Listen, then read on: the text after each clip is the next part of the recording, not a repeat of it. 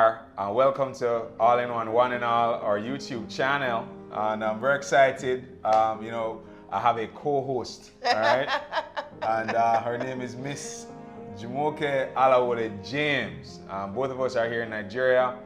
I'm Dr. Harry Benjamin, and we're just going to roll. Today we're talking about peace and joy and having more of it. But Jumoke is going to be asking me some questions today, so I'm looking forward to that. I don't even know what the questions are. Neither do I. Okay. It's going to be pretty interesting, right? Yes, we're just going to allow the Spirit to flow and discuss issues that usually affect us on a daily basis. And the reason this is very exciting for me is I've listened to you, I've watched you, and my personal experience based on the things that I've started to learn on my new spiritual journey, I learn every day. And so it's really important for us to be able to help other people who have similar questions to the ones that I'm going to be asking today. You know that in most of my spiritual journey, we do most things out of fear, which is why you were talking for a particular number of episodes about can we live without fear, because that's false evidence appearing real. Christ already did what he ought to do on our behalf, so why do we have to live in fear like our lives depend on the things that we do now rather than the Spirit of God in us? So my first question, a lot of us listen to ourselves in silence and think that we're hearing God. And we take action based on the things that we hear. How do you differentiate yourself, your personal thoughts, from the voice of God? Well, a very good question, by the way. And I think a way to help others to get clarity around it is to understand that there are two roots, so to speak. There's a root that comes from the presence of God, and there's a root that comes from being separated from the presence of God. Okay. Most of us mistakenly identify ourselves with being separate. Okay. Once we identify ourselves as being separate, the thoughts that come from that sense of being separate begins with fear, doubt, worry, and then branches off into a bunch of other things like envy, jealousy, greed, and then thoughts like that. Another thing that makes it challenging for us is that, we have a bunch of different voices happening in our mind. Okay. We have parental voices. So as we're coming up, we oftentimes hear our mother or father, people around us who are close to us speaking, good meaning or well meaning friends speaking to us. So those voices are going on. Society, Okay. This is the way you're supposed to behave, this is what you're supposed to do. And even ancestral voices sometimes are there, and then we have personality or sub-personality voices that came through experience. So until one becomes initiated into recognizing that this is happening within themselves, and then seeks to contemplate first, contemplating meaning, you slow down, you start to really pay attention to what's going on, what's the noise like, what's happening within one's own mind. And then through contemplation and leading into meditation, when you start to meditate, you slow down the noisiness, right? And all of these cacophony of voices. Okay. And then by slowing them down, along with affirmations and starting to declare the truth of one's being, then you start to hear that still small voice, which comes from the Spirit. Now that one is in the beginning still and small, and it's going to require effort, significant effort over sometimes short periods of time, but sometimes long period of time, to really clarify this noisiness that's going on. First, you have to just accept that, hey, it's noisy in there, Okay. So what can I do to get behind it? So what would you advise once I start to meditate and I trust when I hear that I'm listening to the Spirit of God inside of me, that whatever revelations or thought process come through, just trust that is from the Spirit of God and do not doubt? Because there's several times when personally thoughts come through my mind and I doubt. But if I had taken the advice from the revelation or the thought that came through my mind, I would have done something phenomenal. And so I realized it was just me doubting what I was hearing and where it came from that made me step back and not act on the revelation I got. So do you advise, just, trust that you're listening to God when you do hear, particularly when you started meditating and you already recognize the still small voice within? Well, it's a trial and error process. Okay. Some of us is a voice that we hear. Some of us is a feeling. You get a feeling that this is what you should do. This is when you should do it. And it's going to require some practice. Okay. Like try. Oh, that wasn't it. Okay. Oh, so that was don't it. be afraid to fail. Yeah. So Okay. so it's about not trying to figure. Oh, this is the voice. Because most of the ones who are pretty advanced on their spiritual journey will tell you, even at a very advanced stage, they're still making mistakes. Oh, cool. They still get tricked by their by the ego, by themselves. by that small sense of self, and you get off track. Okay, don't beat yourself up. Okay. Get up, brush your knees off. And you get back again and you start again. So over time, you become better and better, and you become clearer and more discerning. And then after a while, okay, you know when it is that your spirit is talking to you, as opposed to the cloudiness or the noisiness of the human thought process. Okay. Focusing on peace and joy. Christ said that we are in the world, but not of the world. So people would offend us because we live, with other people. And you not forgiving hinders your progress, because holding someone in unforgiveness is like holding yourself down, right? But also releasing people to allow your peace and joy through on a daily basis is a practice not everyone knows how to. Please expatiate on that. All right, so man, you got some great questions. So the one of the first things to I guess bring up, is peace and joy. Where is it? It's inside. Yes, sir. All right, so it lives there. And what we do is that we literally cover it over, and how we actually get rid of it, in a sense, is using stories. So what we have to get out of is storytelling, because it's really just the story that's going on in our head that moves the peace to the side. Okay. The peace and the joy is there. Like, let's use a baby. Okay. Or babies. Okay. There's no baby at war. So, Very true. Babies are naturally happy. True. So to be unhappy is something that we learn over experience, and then the experiences that happen now become stories that we're telling ourselves. So in terms of helping us to come out of that is to recognize that whenever you're feeling unhappy, it is not something outside that caused the unhappiness, even though it appears that way, because this happened or that happened or that's happening in our relationship, this is happening in our body, or so we think that it is the situation that makes us happy when it's the story about the situation that makes us unhappy. So it is maturing to the point where you realize that we're the ones doing it to ourselves. It's not happening outside. Now, it's not that challenges don't happen. It's not that bad things don't happen in life, so to speak, but it's our description of it that determines how we experience it. One of the phrases that I look at, pain is inevitable. Okay. You're going to have pain. Suffering is self-inflicted. So when somebody has, like somebody hits you, Yeah. right? It was painful. Yes. The story you tell yourself about them hitting you is where the suffering comes in. Are you telling the story for half an hour? Are you telling it for a day? Are you going home to tell your boyfriend or your girlfriend? Or 2 years, right? And then it becomes a point of memory and hurt. And each time you bring it back up, the pain associated with it, you relive it.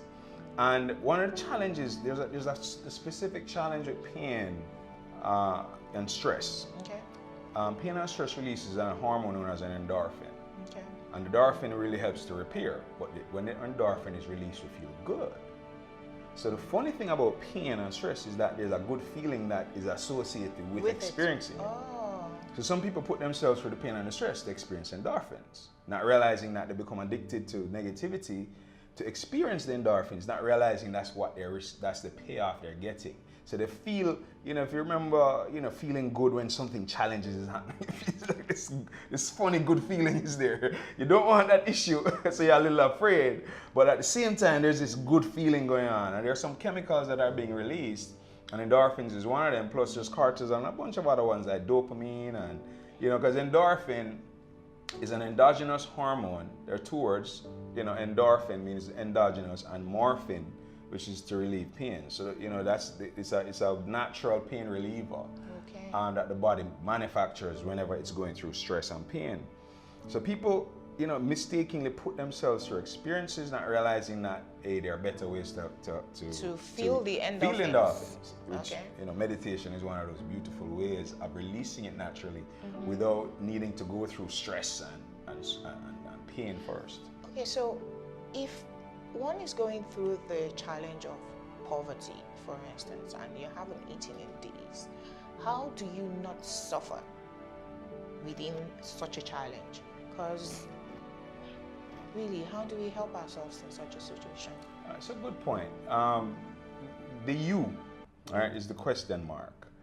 Because the you that is associated with the body that's going through the suffering is where we usually have our identity. Okay.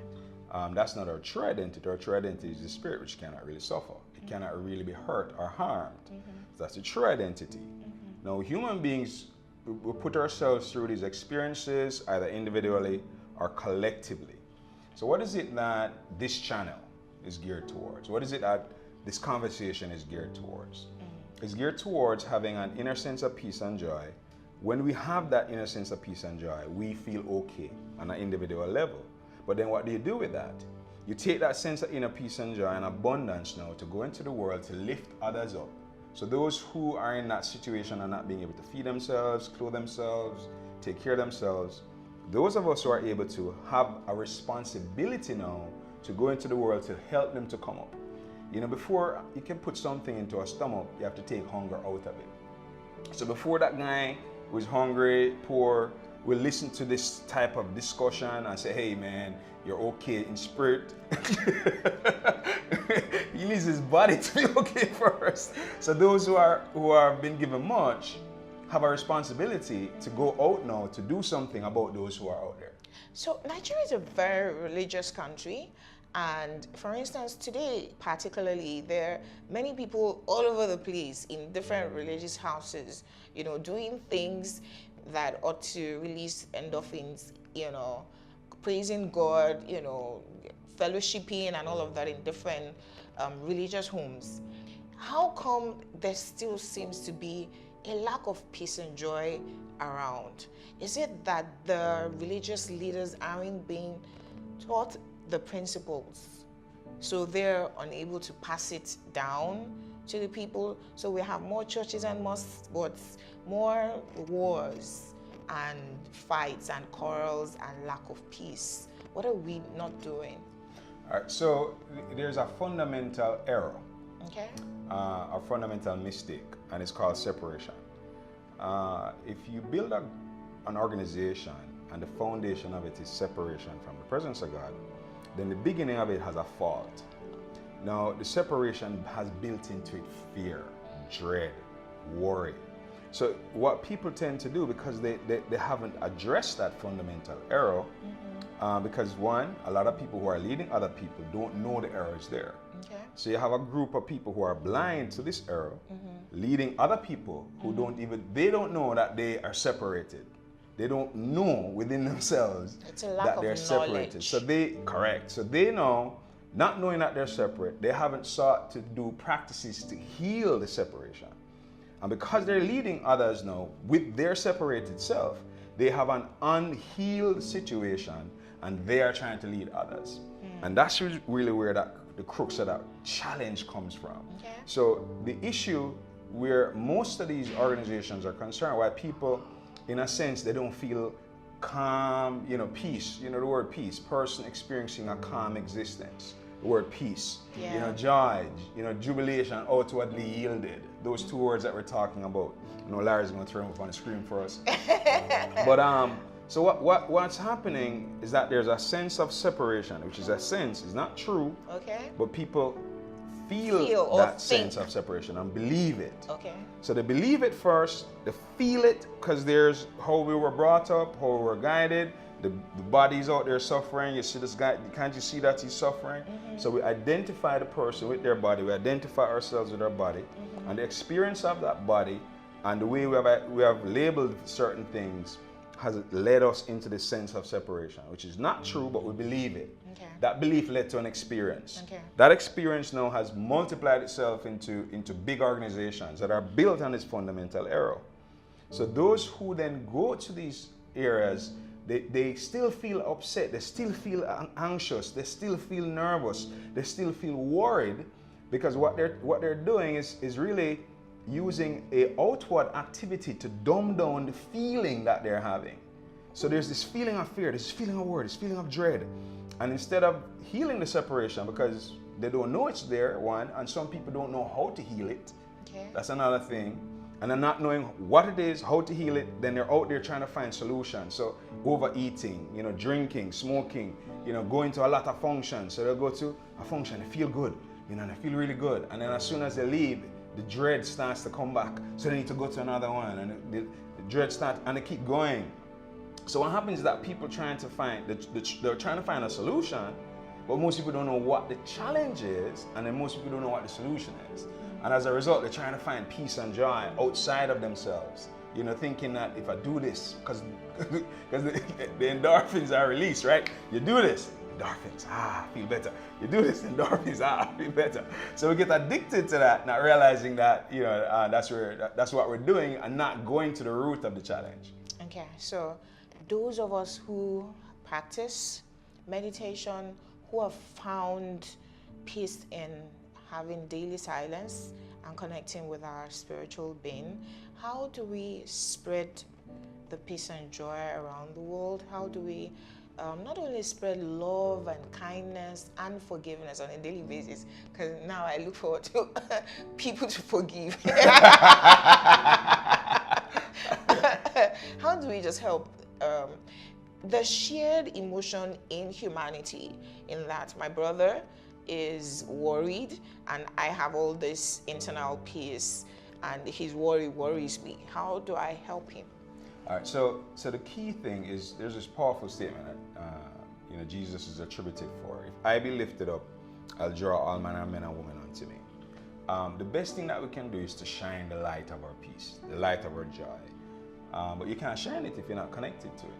So, this conversation, this channel is dedicated to helping people to become more aware. There are other groups who have become aware of understanding what peace and joy is, how to connect to it, and establish and sustain and maintain it so that it starts to circulate itself from us. Now, the best thing that we could do for a brother is to show them peace, show them joy when difficult situations arise, like what you have now been able to show people around you. But Jonk is not bothered by that. How come? Normally you'll be up and down, you'll be, very true. You enter into traffic like a day like today. Some people are out there cursing, and they're headed to one of these religious programs, and they're out there cursing the traffic, right? Which is a paradox, right? And there you are in the same traffic singing, love, love. So it is being connected to that presence of peace and joy, which is the presence of God. And when you feel the connection, because we're connected, right? But we have a sense that we're disconnected, right? So you have to first, be willing to accept that sense is there. Don't pretend it's not there and then do something outside to try to fix it when you know it's not happening. And you're still angry with your kids, you're angry with your spouse, you're angry with people at work, you're angry with people in traffic. You think they are the reason why you're feeling all this anger and all this upset and this dread. It's not them. The dread is there because of the sense of separation. So once we heal that, bam, that doesn't go away suddenly, but it goes down dramatically. And as you stabilize now, as you have been practicing, then you become anchored within that, and then it's easy for the peace and the joy to come out. And then your brothers who are out there worried, it's not to tell them to stop worrying, because that's not that going to work. So we're not here trying to be sound. This is not happy talk. All right, Yeah. it's not we pretending, because we're on camera. Yeah. And so this conversation has really been enlightening, and I like the note on which you ended, which is that it's not just talk. So I'm going to be looking forward to the next episode where we can actually practicalize it. So you have gone through something within your day, like hectic traffic, 5 hours when you thought you should have been at a meeting 4 hours ago. How do you maintain that state of peace and joy? Next series, next episode. Yes. I'm getting used to this, right? She's a professional journalist. All right, man. It was really great fun talking to you, Dr. Harry. Man. Thank you for having me. It's been my privilege and honor. And guys, I'm looking forward to the next episode and a series of conversations as we expand peace and joy and spread it all around the world. All right. God bless each and every one of you. We'll see you at the top next episode week from now. Bye. For those of us who enjoyed this video, or even if you didn't fully enjoy it, but leave your comments, right? Please share it with friends, family, individuals that you would like to actually learn about what we're talking about. And please subscribe to this channel as well. Our goal is to really help more of us as human beings on this planet rise and shine and reveal more of our inner peace, joy, and reveal more abundance. All right. So thank you for your comments. I'm looking forward to reading them. I'll seek to respond to them. I'm having a great time. I hope that you are. God bless you all.